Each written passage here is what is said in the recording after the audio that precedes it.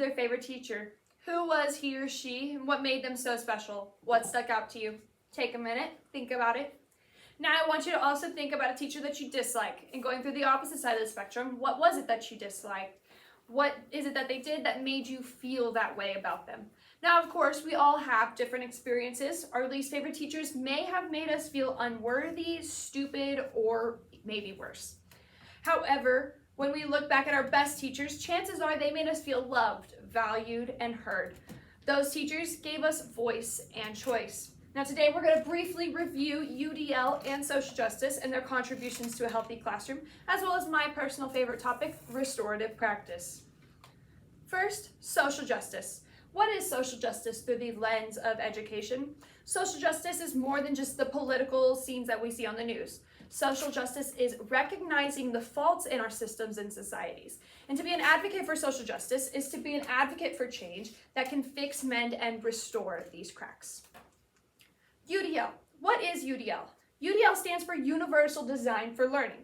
Now, essentially, UDL is creating accommodations for students in our lessons, assessments, and overall instruction to ensure that each individual and unique child has the opportunity to receive a quality education in a way that suits their learning styles and abilities. Now, there are 3 principles of UDL.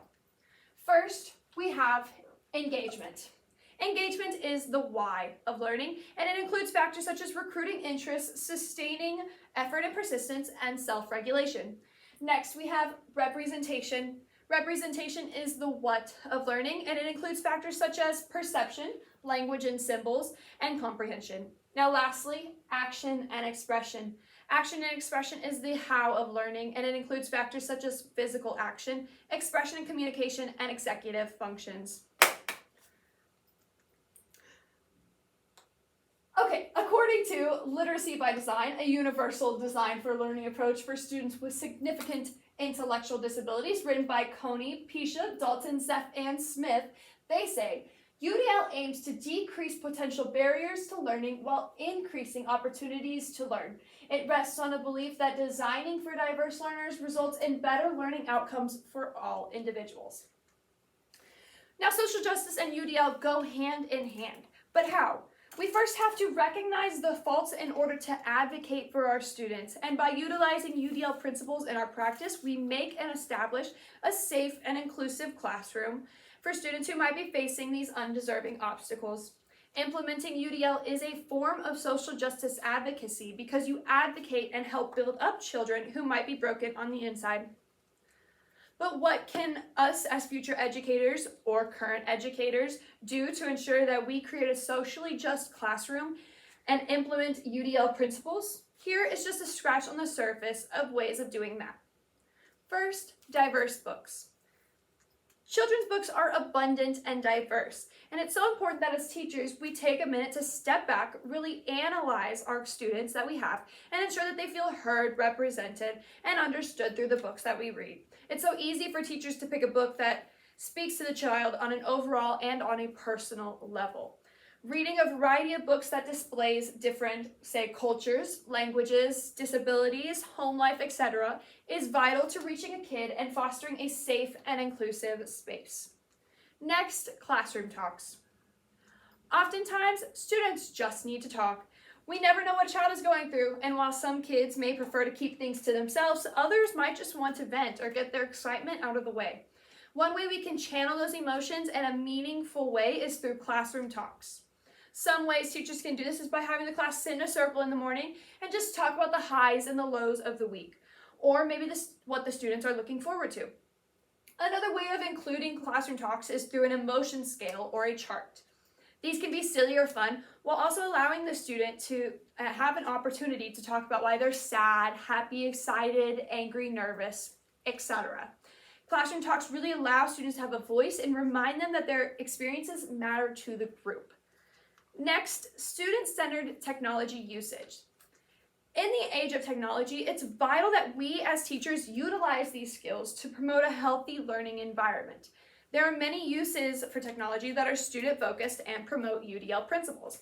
In the article, Digital Tools and UDL-Based Instructional Strategies to Support Student Disabilities Online by Kavita Rayo, Caroline Torres, and Sean J. Smith, they provide some highly insightful examples of ways UDL can be implemented in the classroom through technology. Teachers can provide a resource bank or an online bulletin board through Padlet, or they could use weekly check-ins to collect info with Google Forms. Teachers can encourage collaborative efforts with Google Slides, or even just enhance engagement through online games like Kahoot or coding games such as Scratch. Whatever the tool, there is a plethora of technological assistance for children of all abilities. Now, my personal favorite topic, restorative practice. Restorative practice aims at making student voices heard and creating a safe space for students to express their concerns or grievances in a meaningful manner. Restorative practices puts an emphasis on self-regulation, empathy, and problem solving.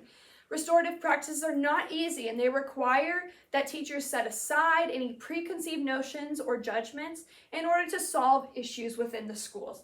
Rather than suspension, as Chardon Novak and Katie Mirko put it, causes students to miss instructional time, leading to academic skill gaps while not teaching students how to deal with or resolve conflict. Now, personally, I really enjoy learning about restorative practices because I think it's an essential tool and skill to have on hand when conflict does arise, and yet at the same time, it's still intentional in seeking a solid resolution for both parties and avoids only further pushing troubled children down. This is perfectly related to social justice in the same way that it addresses social, emotional, behavioral, and disciplinary issues in and out of the schools. Now, as our wonderful book, Equity by Design, by Chardon Mirko and Novak Katie put it, restorative practices are a range of approaches that aim to develop community and to manage conflict and tension by repairing harm and restoring relationships. Hopefully, now that we've glossed over some important topics, that you can look back at your favorite teacher and possibly notice some UDL, social justice, or restorative practices that took place when you were a student. Thank you for your time.